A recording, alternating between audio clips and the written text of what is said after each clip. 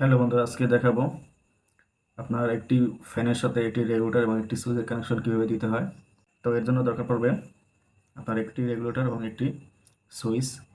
তো এখানে এটি আমি সোর্সের লাইন ধরলাম, আপনার মেন সুইচ এটি হলো ইনপুট এবং এটি হচ্ছে আউটপুট। এটি হচ্ছে ফেস এবং এটি হচ্ছে নিউট্রাল। এটি ফেস এবং এটি হচ্ছে নিউট্রাল। এখন আমার দরকার পড়বে ওয়ান ওয়ে সুইচ, যেহেতু আমি একটি জায়গা থেকে একটি ফ্যান নিয়ন্ত্রণ করব। যদি আপনি দুটি জায়গা থেকে একটি ফ্যান নিয়ন্ত্রণ করেন তাহলে দরকার পড়বে আপনার টু ওয়ে সুইচ বা এসপিডিটি সুইচ। কিন্তু আমি দেখাবো ওয়ান ওয়ে সুইচের মাধ্যমে কীভাবে ফ্যান কন্ট্রোল করতে হয়। তো এটি হচ্ছে আপনার one way switch. One way সুইচের আপনার দুটি টার্মিনাল থাকে।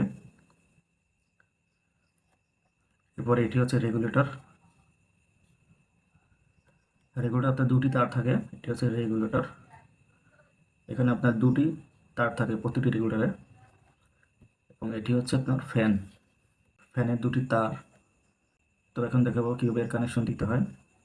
তো প্রথমে এখানে আপনার সোর্সের যে নিউট্রাল লাইনটি রয়েছে সেটি আপনার সরাসরি ফ্যানের সাথে কানেকশন হবে, ফ্যানের একটি তারের সাথে কানেকশন হবে। এরপরে সোর্সের যে ফেজ লাইনটি রয়েছে সেখান থেকে একটি তার আপনার এই ওয়ান ওয়ে সুইচের একটি তারে কানেকশন হবে। তো আমি এখানে কানেকশন দিলাম, ফেজ থেকে আপনার ওয়ান ওয়ে সুইচের একটি টার্মিনাল কানেকশন হবে। এরপরে সুইচের অপর টার্মিনাল থেকে আপনার রেগুলেটরের একটি তারে কানেকশন হবে, অথবা রেগুলেটরের তারটি আপনার এই টার্মিনালে কানেকশন দিয়ে দেবেন। এরপরে রেগুলেটরের অপর যে তারটি রয়েছে সেটির সাথে আপনার ফ্যানের যে তারটি থাকবে সেখানে কানেকশন হবে। তো এটি মূলত ফেজ লাইন। আর নিউট্রাল লাইনটি সরাসরি আমরা সোর্সে যে নিউট্রাল রয়েছে সেখানে কানেকশন দিয়েছি। তো এখানে আপনার ফ্যানের যে তারগুলো ব্যবহৃত হয় আপনার এই নিউট্রালি এবং ফেজের জন্য, তো এখানে আপনার 1.3 অথবা 1.5 RM এই কেবলগুলো ব্যবহৃত হয় ফ্যান এবং লাইটের জন্য, অথবা 3/22 অথবা 329 এই তারগুলো ব্যবহৃত হয় আপনার এই ফ্যান এবং লাইটের জন্য। এছাড়া বিভিন্ন জায়গায় আপনার লতা তার ব্যবহৃত হয় অথবা টুইন কোর তার ব্যবহৃত হয়। সেক্ষেত্রে আপনার 1476 অথবা আপনার 2376 এই তারগুলো ব্যবহৃত হয় লাইট ফ্যানের জন্য। তো আজকে আমি দেখিয়ে দিলাম আপনার একটি সুইচের সাথে একটি রেগুলেটরের সাথে একটি ফ্যানের কানেকশন কীভাবে দিবেন। তো এটি হচ্ছে আপনার একটি নর্মাল রেগুলেটর। তো বাজারে আপনার বর্তমানে বিভিন্ন সার্কিট রেগুলেটর পাওয়া যায়। তো কিছু রেগুলেটর কানেকশন রয়েছে ভিন্ন ইনপুট এবং আউটপুট টাইপের।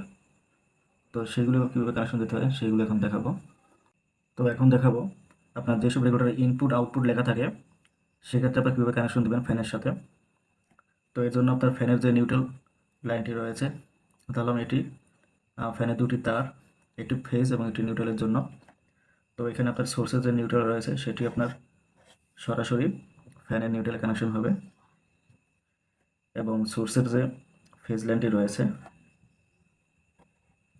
সেটি আপনার সুইচে কানেকশন হবে।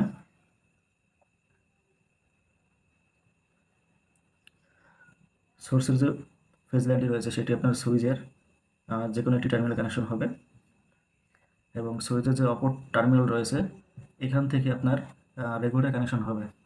তো এখন অনেকে ভুল করে যে ইনপুট আউটপুটের কানেকশনগুলো ভুল করে এখানে। তো এখানে অনেকে আপনার এই সুইচের কানেকশন থেকে যখন রেগুলেটর কানেকশন দেয়, তো যেসব রেগুলেটর আপনার ইনপুট আউটপুট লেখা থাকে সেখানে অনেকে কানেকশনগুলো ভুল করে থাকে, যার কারণে আপনার এই রেগুলেটর নষ্ট করে ফেলে। অনেকে আপনার এই আউটপুটে আপনার সুইচ থেকে আউটপুটে কানেকশন দেয় এবং ইনপুট থেকে ফ্যানে কানেকশন দেয়। তো এভাবে যদি কানেকশন দেন তাহলে রেগুলেটর নষ্ট হয়ে যাবে। তো এই কানেকশনটি দেওয়ার ক্ষেত্রে তো এখানে আপনার সুইচ থেকে আপনার রেগুলেটর যে ইনপুট লেখা থাকবে, যে ইনপুট টার্মিনাল রয়েছে সেই ইনপুটে কানেকশন হবে, এবং রেগুলেটর থেকে যে আউটপুট টার্মিনালটি বের হবে বা আউটপুট লেখা থাকবে যে টার্মিনালে, সেই আউটপুট টার্মিনাল থেকে আপনার ফ্যানে কানেকশন হবে, ফ্যানে যে ফেজ লাইনটি রয়েছে সেখানে কানেকশন হবে। তো যেসব রেগুলেটর আপনার ইনপুট আউটপুট লেখা থাকবে সেটি আপনারা অবশ্যই দেখে তারপর কানেকশন দেবেন। আপনার সুইচ থেকে যাবে ইনপুটে এবং আউটপুট থেকে যাবে ফ্যানে।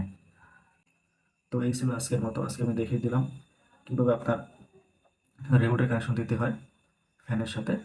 তো হাউস ওয়ারিং নিয়ে ভিডিও পেতে চ্যানেলটি সাবস্ক্রাইব করে পাশে থাকা বেল আইকনটি প্রেস করে রাখবেন এবং ভিডিওতে একটি লাইক দিবেন। আপনার কোনো মতামত থাকলে অবশ্যই কমেন্ট করে জানাবেন। এরপর ভিডিওটি বেশি বেশি করে শেয়ার করবেন। ধন্যবাদ।